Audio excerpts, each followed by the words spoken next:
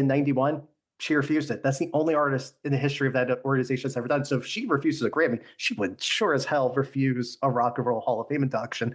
So for me, looking at her prospects, it's actually kind of like, it's great that she gets honored and even to be nominated. And she'll get in at some point because she's, I think, an inevitable figure.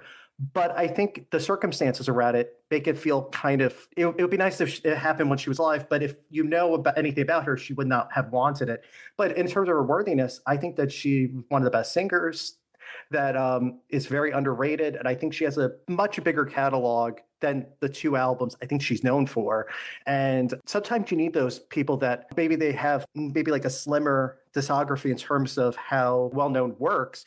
But the more you kind of go into that, it's like a treasure trove of just riches. And yeah, I'm trying to think of more for Sinead, but I just think she's this like figure that was hope and inspiration. And I think she's a resilient figure that ultimately stood up for what she believed in, almost like a Bob Marley-like figure.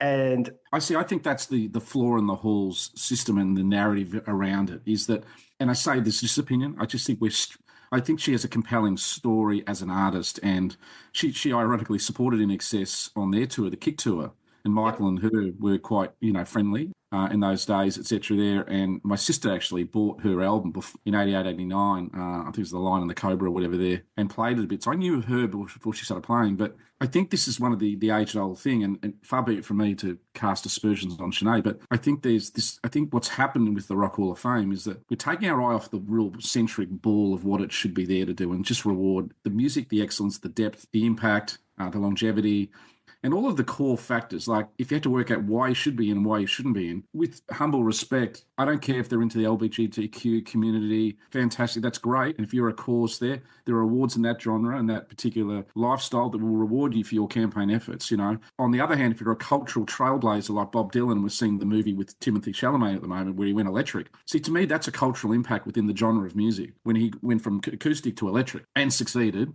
amidst all the hate and whatever. That type of societal, cultural impact and movement that is music related. See, I like those things being acknowledged, as a reason to get into the hall. But I think we're just taking our mind off all these other side agendas that take away from the very essence. And I think it just absolutely camouflages people's focus as to who's great and who's not. I mean, Foreigner, you just said earlier, getting in. I mean, what an oversight for a long time, in terms of depth of catalogue, amount of number 1 albums, depth of singles and whatever there. Yet somehow they took that long to get in. I mean, they must have been eligible since about 1999 or 2000, 2003, because there's a very famous story where Ahmet Erdogan, who was the co-founder of Rock Hall, he, of course, had them on their label, Atlantic Records, and apparently they were laughed out of the room when that happened. So it shows the bias of the nomination committee at that moment in time. Yeah. But I always thought they were an inevitable because the reason why I always thought was because of Lou Gramm, because he's one of the best. This is related to Michael Hutchence because he's one of the best frontmen and singers of all time. Yeah. And I think if you have a well-known singer in the band, and it's always considered among the best. And I actually just looked up because I wanted to make sure. I did put up Bad Company because it's a crime that Paul Rogers is not in the Rock and Roll Hall of Fame in any capacity, which don't get me started on that one because it was funny. On my episode, I think you'll probably remember this. When I nominated them, someone had said, well, why is there this argument for musical excellence or Free or Bad Company? He had the hits with Bad Company. Like no one really the legacy for putting him in. And that's another one where they have a lot of songs people know and love, and you still hear a lot. And I think that kind of stuff absolutely matters. And Michael Hutchence, oh my God, one of the best frontmen of all time. One of the go-to live performers and recorded artists and more musically diverse and more eclectic. You said something interesting on the podcast, potentially. I can't quite remember. I think it was yourself. But, there is a pattern when you look at some of the bands that aren't in, who've lost their frontmen, Soundgarden, Stone Temple Pilots, we're seeing it now with Linkin Park probably coming up close to their nomination qualification period. There is sometimes an issue when you do lose your frontman and then you do try to move on and whatever there and what narrative is out there in lobbying away for those bands to get in. There seems to be some patterns there. Yeah, there definitely is. And it's sort of like what happens to the band when they have such a singer who's so ubiquitous with their image, with their brand, so to speak. And that's why I think that's all really important to include in our discussion of INXS in the Rock Hall is that I think that these types of conversations, especially the ones who are considered the best in what they did, like whether it's an instrument like guitar, a drum, singing or vocals. I think that stuff sort of matters. And I feel like you have to put INXS in that company the same as you would for Soundgarden with Chris Cornell, for example. I think those are all artists that, and I've tried to look or remember who I put up. I put up Billy Idol because I think his time is coming soon. I said Dr. Dre solo, which I've gotten more, and I've put him in my top 10, which we won't get into because that one was, I didn't think that was the most controversial, but people thought that. TLC, Yeah. and No Doubt were the other ones besides Bad Company that I put up. So, But I think the part of the podcast is the halls. I mean, rock and roll, as you've said, it started off as a bluesy thing, and I mean, it evolved into a rock thing. And I don't mind the fact that the hall to evolve is inducting a Dolly Parton or Cher, all these sort of ones there, etc. There, I think the one thing about the Rock Hall of Fame that I always liked that it used to be, it was seemingly a cool Hall of Fame, and the cool, critically commercial slash cool artists got in. I feel like, sorry, Jim, but I feel like when some of the couple of bands that of your persuasion got in a few years back, I feel like it lost its coolness a bit, and it has struggled with an identity crisis to keep relevance there. But,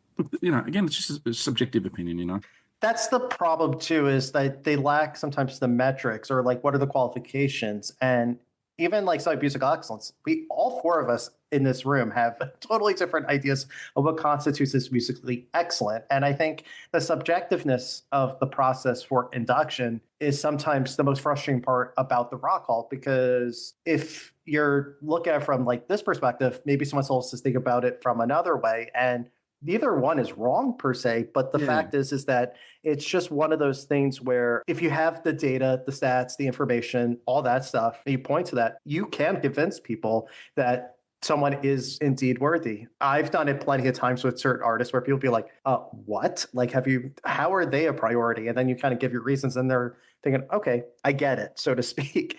Joe Cazala, says something interesting. It's almost a bit like the KFC secret herbs and spices. He's often estimated what are the criteria to get the band in the Hall of Fame. Like, in musical excellence, they make an impact. Does my mother know their name or their songs? That particular reference, which I thought is really, really interesting. If my mother knows one of their songs or whatever, they've probably hit a zeitgeist, Right. And that is probably part of that thing, is that it's so broad-based and there is no mantra. It does allow them to reverse engineer anybody into the Hall of Fame they like, because they're not held to a criteria. And that's part of the charm and also the frustration, I think, for it, because it sort of makes it all the work. It's never boring. That's the one thing about this topic. It's never boring, and it's always up for discussion and conversations. And sometimes, well, I don't like to do this, and y'all are like, but people like to argue about it. And to me, it's kind of it's just a topic that it's never going to satisfy anyone, because it's this concept that really sometimes you don't know what it is that they're indeed looking for. I do think, I'll give you some hope. I do envision them getting in on a ballot within the next, I would say, 3 years, 3 to 5 years. Like, and I'm always optimistic because, like, I always say 3 to 5 years. It might be this year. I don't know. But I feel like as they keep going into the era that INXS was at its peak, they just seem like a band that they're going to go to, especially as you kind of alluded to. I think the biggest problem right now is they're kind of running out of headliners. They're running out of the obvious people. And I think that, not like run out, but like in terms of people who could sell you a ticket to go to the ceremony, I think INXS would be a band that would not only top the fan vote or be in the top, well, they had a top 5, but then they changed it to 7 because they made the ballots where they could vote for 7 instead of 5, at least in the top half of the fan vote to be considered, which I think is important because that also tells you where the market is. Like, what is the pulse of the people who follow this the most and voted it? But I feel like if they're ever on a ballot, I would be very hard pressed to think that they wouldn't get in on their first try. Just too many well-known songs, ubiquitous lead singer, the legacy, they were around for decades. They're from Australia, which is an area that the Rock Hall really hasn't really went too deep on, besides maybe like AC/DC. I mean, the Bee Gees, but like... both those artists were part of what we call in Australia the 10-pound POM. Now, POM is a sort of a term of endearment we give to our English forebearers, but they were part, same with Olivia Newton-John, they all came out on the boats in the 50s to Australia and emigrated here when they were all kids, with their families. And the AC/DC brothers and even their older brother George was in the Easy Beats. They basically made their imprint here, then went overseas relatively early in their career to make a mark. Same with the Bee Gees. They sort of made in Australia quickly and then went over to England, back to England pretty quick. So AC/DC is probably a more Australian band than Bee Gees are considered. Oh, definitely. Because of just, the nature of their recording career here. They probably had a 7-8 year career here before they really went over to Europe and America. But yeah, you're right. We don't necessarily have a flag bearer of somebody, particularly given the lineage of artists who've come out of here, whether it's, Neil Finn from Crowded House, through to Nick Cave, obviously done big things, etc. there. We've had Midnight Oil, like a lot of bands that have had some sort of international success, but not quite get recognised by the Hall. Given such a vibrant scene here, of music, which, Robbie Williams mentioned earlier, he's probably the most popular solo artist still in Australia, and his new movie was made in Australia by an Australian director, and he's been in here, New Year's Eve doing, X, Y, and Z, but we've almost adopted him, haven't we, Dr. Jim, Robbie?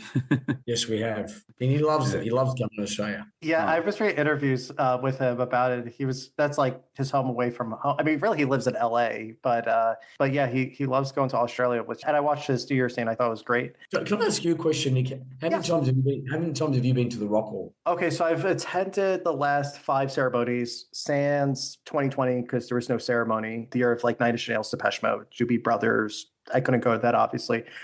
In terms of the museum, I've been there probably 8 or 9 times in my life. But for me, the reason I'm asking that question, I know Hayden, with love and respect, gets a little frustrated with the whole Rock Hall process, and it's something that John and we had this interview with Joe. Being at the ceremony in the hall in the one time was amazing, but being at the Rock Hall, for me, where I feel like we may have moved the needle slightly is if I'm coming to your home and I'm making a little bit of loving, positive noise, I'm not disrespecting the space, because as I think it's one of the questions you asked, what to do this year, is we got a bit of footage of being at the Rock Hall. If I'm tagging and talking about your home, you'd want to know what I'm talking about, and because the relevance is so connected with INXS, deservingly be part of it, whether it be Michael Hutchence, the songwriting. One thing that John really made me focus on was, the video culture, not just the fact that they won awards that you saw in INXS. In the 1984 room, they're talking about, oh, wow, Breakaway, you've got Bon Jovi being discovered by video, and you've got U2 discovered by video. Hang on, U2 got, INXS got discovered in 1982, 2 years earlier. Like there's so much proof on that level. And I know Hayden says I'm looking for these little connections all the time, but it's so relevant. You can't have someone like Ray Manzarek talking about Michael Hutchence if he wasn't noticed. You don't have Mick Jagger coming to Australia to watch how Michael Hutchence moves, if he's not interested in how he can improve his performance. These are big things to live up to, so many connections.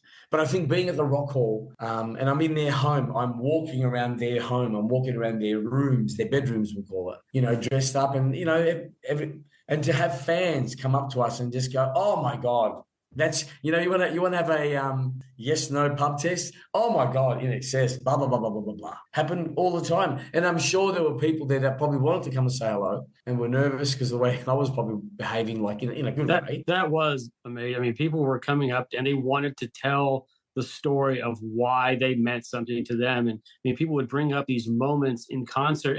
It was extraordinary just to see people's unsolicited passion for the band that we love in the Rock Hall. It was such a cool experience. And to Jim's point around, INXS and MTV and breaking on MTV, the reality is INXS broke in America because you saw them on MTV. It wasn't because your favorite radio station was playing them, alongside Foreigner and all the other. You saw them and you're like, who are these guys throwing food at each other on a table, when they're playing the song or jumping on the back of a truck. And they were so different. They made you want, I know I went out and bought Shabu Shabba because I saw the One Thing video. Eventually I obviously heard them on the radio, very similar to how I bought Duran Duran albums, because I saw Rio, the video for Rio.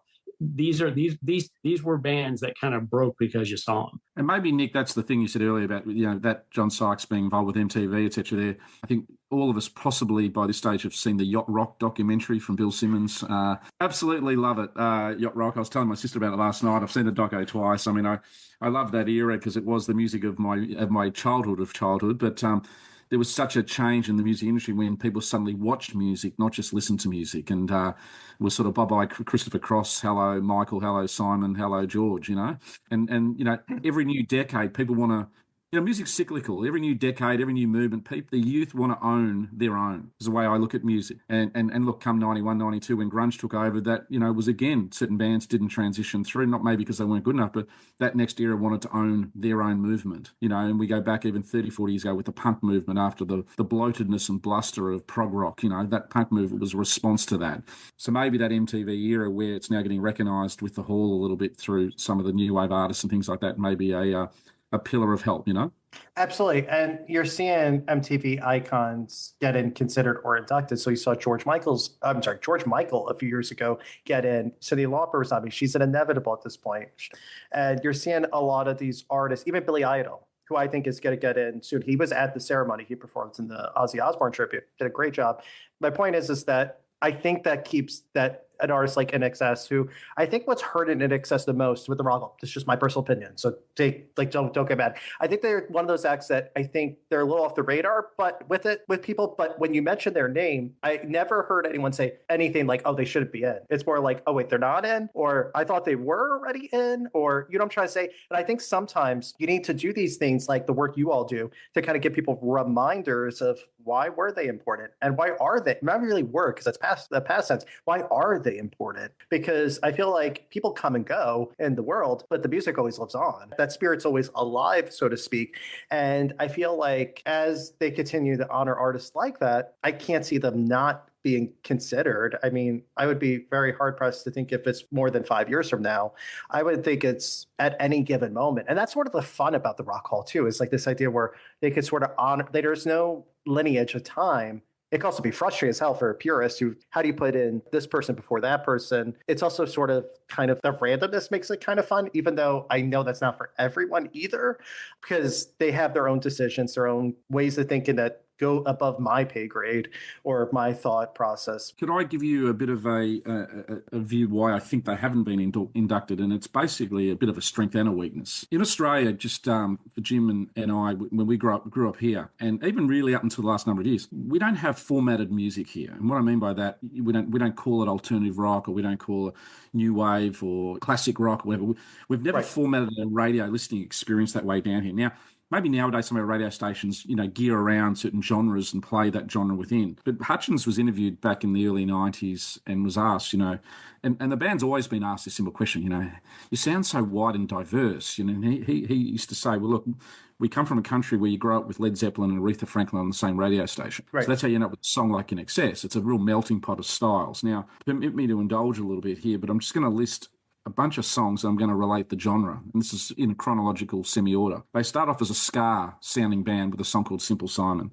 They then went into a punk song called Just Keep Walking for their first hit. They went into a new wave period where, John probably listened to them, for, with Shabu Shabar and particularly songs like To Look At You. They then went into a jangly pop era with songs like This Time and probably Don't Change breaking through a little bit as well. They then went into their funk next incarnation with Original Sin that blew up worldwide except for America. And then What You Need, that then suddenly the funky song came through. They then went into, an album like Kick where you had songs like R&B, songs like Mystify, soul songs like Never Tear Us Apart. They then went into the X album with a Motown song like Disappear with that Motown beat. They then continued playing rock songs like Listen Like These, blues songs like Full Moon, Dirty Hearts, world music like Freedom Deep, Indian sitar songs like Questions, crooning songs like By My Side, grunge songs like Heaven Sent, alternative type tracks, and unabashed pop like New Sensation. They could sort of do a bit of everything. So they're not a genre band. They're not like The Cure where they appeal to a sort of a goth rock type of genre. They weren't, a metal funk band sort of like Rage Against the Machine. They're very hard to sell. And like a movie or an A&R guy in record stores, even, when your own record label says, I'll give you $1 million to go re-record Kick, I don't think there's a hit on it. Doug Morris from Atlantic Records gives the band $1 million to say, oh, please go back and record some hits for me, please. Well, if the record company owner who knows your material and knows what you're about doesn't like Kick and says, go back and re-record some hits, yet they went and had probably 7 hits off the album, they were a very hard band and even still to market because they were such a wide breadth of styles and genres that they could do a bit of everything. And even I heard an interview with Steve Lukather the other day from Toto saying, well, they're not in the Hall of Fame because they often think that they're just a 1 or 2 sort of ballad type band, but their material is quite diverse. And I think the more diverse material you have, the harder you are to sell as a certain style. So both their strength and why I love music as a general rule is that they played every style. I mean, they've even played country type tinge songs like Shine Like It Does. Why we love music and we love them, and why Australia loves them, is they represented most genres of music under the one banner. And that's a hard sell to get into a very segmented Hall of Fame type of cookie cutter. You need to fit into this category. So I think that's been one of their challenges, but also ironically their strength in their career. I can see that because in America, we like to sort of label people like, oh, they're yacht rock or they're classic rock or they're alternative and all these different things. And they're market employees in many ways, right? To sort of label or classify someone. And sometimes there's some artists that they don't really fit into any of these molds, or they kind of dip their toes into different things, but they're considered. I'm going to give an example of someone, and it's because I talked about him for the draft, like Billy Idol. Billy Idol started punk with Generation X. So he has the punk cred, right? And then he has the big rock hits, right? With like mainstream rock and whatnot, the arena hits.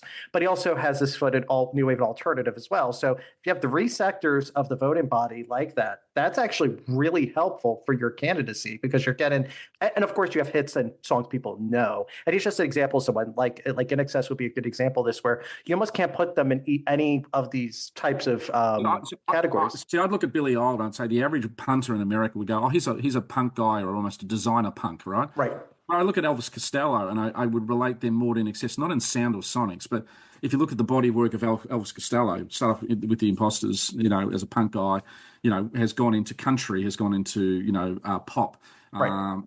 He's just a genre-bending artist to that sort of extent. But I do appreciate what you're saying with Billy Idol, but that classification side, we just don't do it down here. We don't. Does it sound good and does it draw upon influences? Fantastic. They probably, as I said, struggled. Like the MTV era, you said earlier quite smartly that they scooped the pool and they did win all of those awards. And sometimes you're known in your career for one thing, and maybe it's Kick and it's the MTV Awards and it's the video assault of MTV, and that's probably the greatest American footprint for them. Probably in the UK and Australia, it's different. They've had different careers and different songs and different sort of perceptions, in their time. But I guess it's all part of this lexicon of working out how they fit, Yeah, I think that's part of what makes it interesting in their cases, because they have this sort of interesting conundrum in the sense that it's weird because to me they're an obvious band. They're just so massive in terms of the sales, and I'm thinking more broadly, even outside America, because I think that things like I think it's not a uniquely American thing, like to classify people like that. And the other artist I was thinking of in my head besides Billy Idol, and he's in twice, is Peter Gabriel, where Peter Gabriel can't quite. They're very experimental, but in a good way. Like where you're sort of dipping your foot into alternative, and then when he wants to make a hit, he makes something like the album that had Sledgehammer and Red Rain and Don't Give Up. I was like, I couldn't think of the name at first. Yeah. I think that their musical curiosity and experimentation actually helps INXS to that point as well. I think they need an advocate in the room. I think that's the biggest barrier to them getting a nomination, because like I've written articles about like the B-52s and X, the band, and the Pointer Sisters and all these artists. But I think it's all good and whatnot, just like the work you all do and the others for INXS. But I think sometimes with this, you almost have to have someone who's close to it that will definitely vouch for them. And I think that's sort of the problem for many artists, because, I have a top 100 list. They're all worthy for at least consideration. I don't know if every one of them is going to get in per se, but they should at least be in the conversation. But until you have that advocate in the room, it's hard to say when is their time. Well, that was a point on our podcast the other week when we, John, Jim, and that we all spoke, and the boys got back from the Hall of Fame. And John's probably more expert to talk about this, but there is obviously a nominating committee, and obviously Nick, you know this as well, but you do need a cheerleader in there. And at the moment we've got, Dave Grohl, he's going to be lobbying for this one, and we're going to have this person's going to be lobbying for Sheryl Crow, and it feels like those who just got into the club and they lobby for what they like, and it seems like it's 30 people in a room duking it out for a few hours, and if you're not in that room with somebody championing your cause rather loudly, everything else is a little bit academic to a point, because there's 30 people in the room. They get to pitch 2 artists that they feel passionate about, and the challenge for all artists, and it doesn't matter what fan group that you're talking about or individual band that you're talking about, you need that champion in the room. It's INXS needs to be one of the 2 for one of those 30 people, because if they're not going to make a ballot. They're not going to get nominated. I do think that just based on this discussion, right, and if they make a ballot, I think they got a really good shot. Oh, but definitely. Until they have an advocate in the room, one of those 30 people takes one of their two and says, you know what, guys, let's talk about INXS. That's the gate. That's sort of how it goes. You've got to play ball with the rock hall, so to speak. We were blessed enough to be at the right time, the right place. When the 1984 room got released as an exhibit, they're expanding massively the rock hall, as you probably know, Nick. Mm-hmm. They're going to double in size. You have Alan Light there who gets the whole MTV era. What more can we do? You know what I mean? Like, I think we've that's what I felt. We moved the needle. We were well behaved. You know, we were likable, you know, the whole thing, it all worked. And if I'm putting up stuff about the Rock Hall, all positively, building their brand, it's a business, and then and putting a focus on, you know, how INXS has a home here, I think we've done something. That's my honest belief. And you know, being on your podcast, being on Joe's podcast, where we know nominating committee members may listen, you know, so I don't know anyone else who's doing this. Do you know anybody else who's doing this? Turning up to the Rock Hall and talking about their band and connecting? I don't know anybody else. Others could do the same if they really wanted to. Yes, we saw people that were enthusiastic, that were going to be going to the ceremony, but what more can we do? You know, so I think you just got to keep going. I think that's the thing. And that's the best advice I give for someone who's been following this for so long, is that you just have to sort of just keep on swimming, so to speak. And it will get there. It's going to happen. And I'm very realist in terms of the Rock Hall. Like, I'll tell you if I think someone is or isn't. I think they are absolutely going to happen. I think it's going to happen, I think, almost when we least expect it, which is sometimes good, because that makes it exciting too, where you don't know when it's someone's time. When it is, you know it is. The only thing that I feel, though, once it becomes known to the, say, nominating committee member team, I just think, you know what, don't wait any longer, man. Like, these guys are getting older. It would be an amazing thing. Like, there's the other part to it. Like, how amazing would it be to see INXS on stage performing one more time, you know, and getting maybe a Lenny Kravitz up there, or, I don't know, someone amazing that could front with them or be a massive tribute. You know, I think there's, you know, the guys are, Gary Beers is proactive. Andrew, we know, he's massively proactive at the moment. So don't waste any more time. These guys are getting older.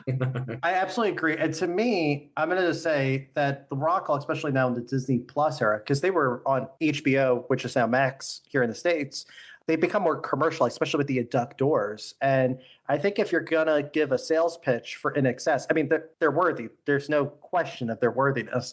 I think you could get someone like a Bono to induct and even perform with INXS, or people who want to do like a tribute, almost like they did for Foreigner. I think that's a selling point. If I was in the room, I'd be like, you can get Bono. He's one of the biggest rock stars, and he was like best friends with him for many years. So I feel like that's an easy, you know what I'm trying to say? Absolutely. We mentioned this on Joe's podcast, and even on the one that we did with INXS Access about the sort of Rock Hall experience. You know, on the 25th anniversary, you've got Bono and Mick Jagger performing Stuck in the Moment. You know, the second last song of the anniversary, and we know who it's about. You know, it's honoring. The whole thing is about honoring. Michael honoring INXS, like, it's honoring people that have moved on. Like, how much longer I think that's the argument that I would want to put forward now. It's like, yes, we know that they're going to get inducted at some point, but let's not do it when they're in their 70s. Let's do it while now. They've still got some. Look, a lot of, I mean, look at the MC5. I think, you know, look what happened to them. I think their singer passed away, you know, 6 months before, you know, finally it happened. And that's never been a consideration. But I think the broader point you make, Nick, is interesting. It is a spectacle. It is a show. And they do want to have bands up there who can play live and honour the material. And the INXS being such a live band, that would represent a pretty significant part of any type of show. Because not all artists get up and perform. Some can't anymore. Some aren't as a band together anymore. You know, most of the members have split up, you know, in some way, or people have passed away. But, you know, you've still got 5 of the band members alive and 2 or 3 of them quite active in music. So it wouldn't be a stretch for that to occur. And that could be a selling point that night. You know, Keith Urban, you know, just showed up for Peter Frampton and blew everybody away. You know, Andrew Ferris was just in Nashville playing the Grand Ole Opry, pulls up Keith Urban, you know, to play with them. So, you know, that's kind of cool. And I think also, if you want to get guest people to fill in for singers, you have Billy Corgan of the Smashing Pumpkins, you have Simon Le Bon of Duran Duran.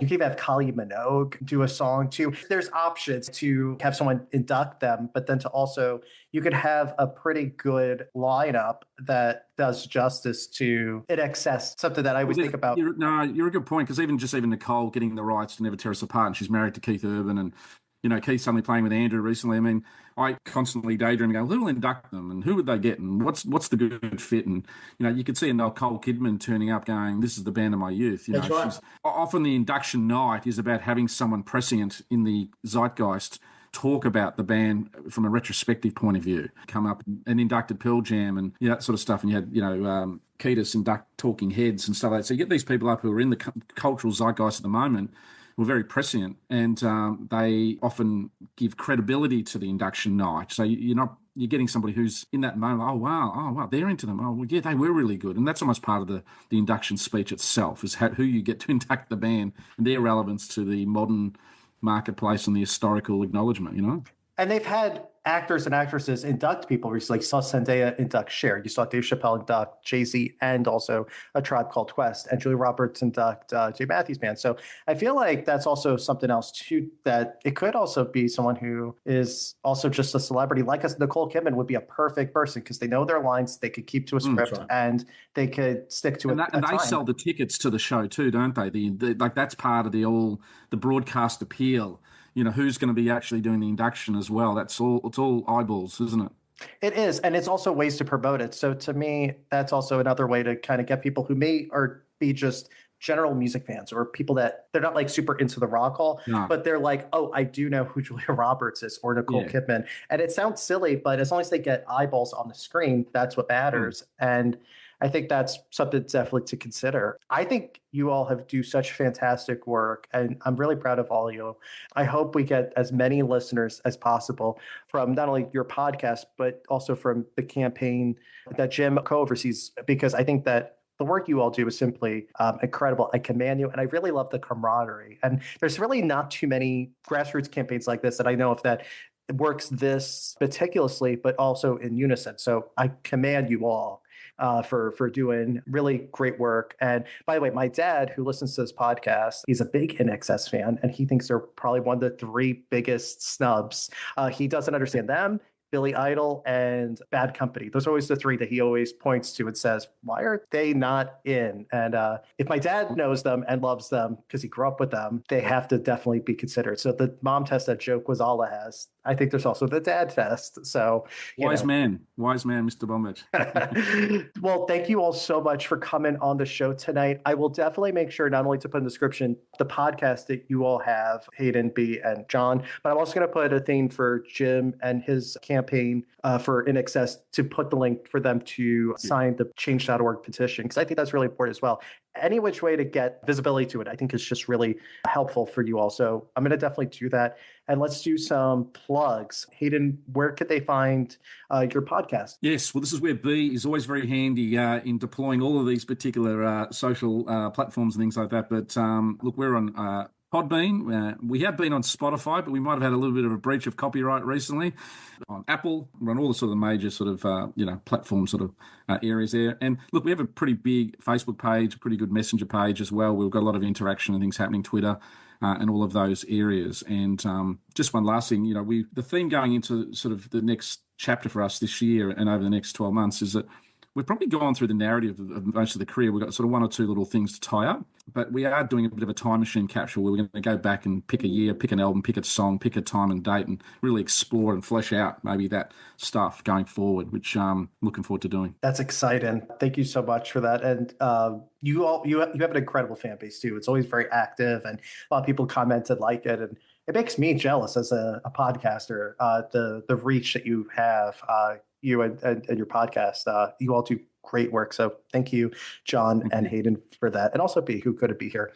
Jim, we're going to plug, of course, the Induct INXS change.org petition. But is there any last words you would like to say? Yeah, so for those who want to sign the petition, you can either go directly on Change, but we tend to get people to go through inductinxs.com. Yeah, I guess my last words is, I'm very honored to be part of this community. I am very thankful, truly am, and very humbled by the INXS Access podcast. And I'm not an official person that works here. I am a patron, but I know I've helped out in many ways, and I'm really honoured to step in and Andrew and all the community, you know. And it's a forever thing. That's how it feels.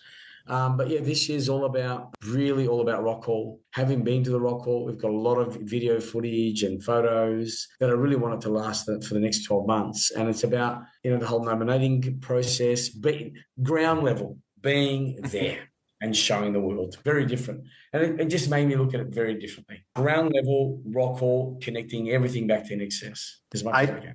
I commend the work that you do going to things. And if you do go to the ceremony, I'll make sure to get John and maybe we'll have dinner or something. Yeah, usually, of course. Because I show up to the ceremonies and now I feel kind of guilty. I didn't approach you too, but I didn't want to be like that weird guy. Be like, but next time you do go to, well, we don't know where it's going to be. We don't know if it's going to be in LA this year or it's going to be New York or maybe Cleveland, but we'll figure something out if the stars align, so to speak. And I'll bring Greg, because usually I go with Greg Purek. And I know he's listened to this episode because he was excited. A really cool thing that John pointed out, and Greg Harris, obviously CEO, mentioned, was that every 2 years it'll be now in Cleveland. So my intuitive feeling is it's in the next 2 years. I hope so. Fingers crossed. Yeah, I know that. I'm just with love and humbleness. It's in the next couple of years. 2026, if not this year, you know, big Rock Hall ceremony, big Rock Hall museum experience. It'll be then great marketing for INXS to do some great releases or something. Fantastic.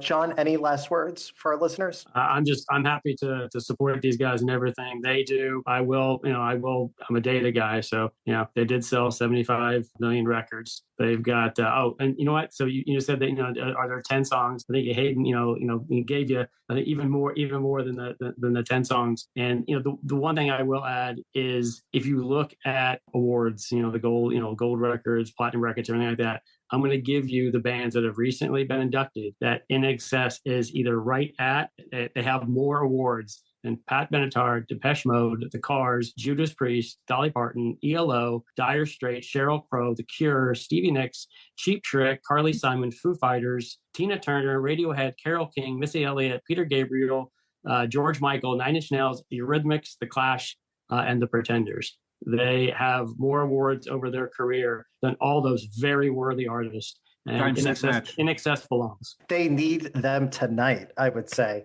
And that's my pun, because you all know that I love my puns on this podcast, and they will never disappear. Yes, wow, okay. But you're truly by my side on this. Okay. It's I could have said it's what they need. What they need, not what you need. Hey, Nick. Don't change.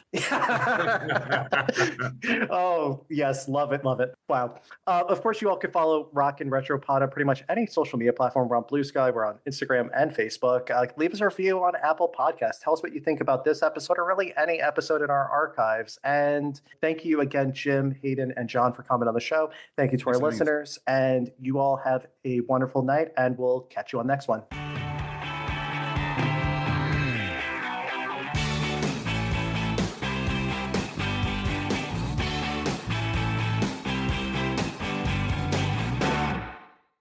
In 91, she refused it. That's the only artist in the history of that organization that's ever done. So if she refuses a Grammy, she would sure as hell refuse a Rock and Roll Hall of Fame induction.